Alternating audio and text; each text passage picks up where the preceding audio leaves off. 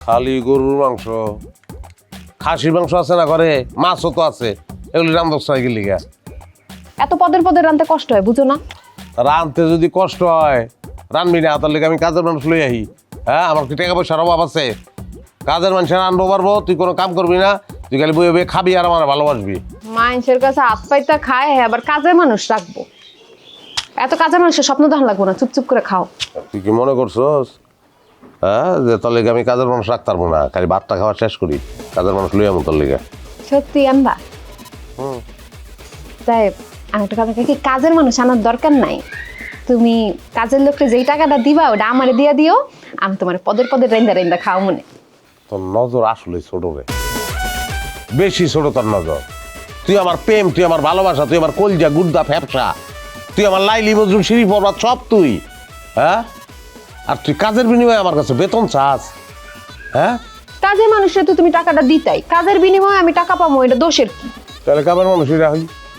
হ্যাঁ, টাকা দেয় কামের মানুষরা, এই রান্ধন সব কিছু করুক, তোর বাপের বাড়ি পাঠায় দেই।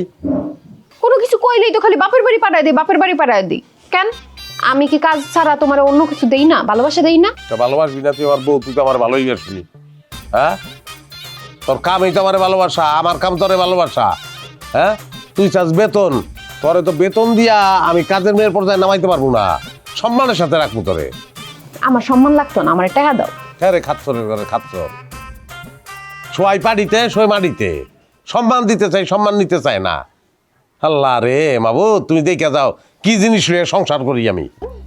মাবুদ জানে আমি কি চাই, আমার টাকা লাগবো, টাকা। টাকা যখন দিতে পারবা না, আইসো রাইট। একটা জিনিস আমি বুঝি না, এই যে আমরা বউরা স্বামীর ঘরে সংসারের সব কাজ কাম করি, কিন্তু কোনো টাকা পয়সা পাই না। আবার এই একই মানুষ যদি অন্যের ঘরে যায় কাম করে, তখন টাকা পায়। ব্যাপারটা কেমন হইলো না? আরে ব্যাপারটা কিছুই না, ব্যাপারটা হইলো সংসার। সংসারে কাজকর্ম করলে বিনা বেতনে কাজ করতে হয়। সংসারে নিজের কাজ করলে কি আর টাকা নেওয়া যায়? তারপরও সংসারের কাজই তো কাজের লোক এসা করে, তারা তো ঠিকই টাকা পাইতাস। তারা সংসারে কাজ করে, কিন্তু নিজের সংসারে তো করে না, পরের সংসারে করে, এই জন্যই তারা টাকা নেয়। তারপর আম্মা, যুক্তিটা কিন্তু আমার ভালো লাগে নাই। যুক্তি তোমার ভালো না লাগলে তো আর নিয়ম পাল্টা যাব না।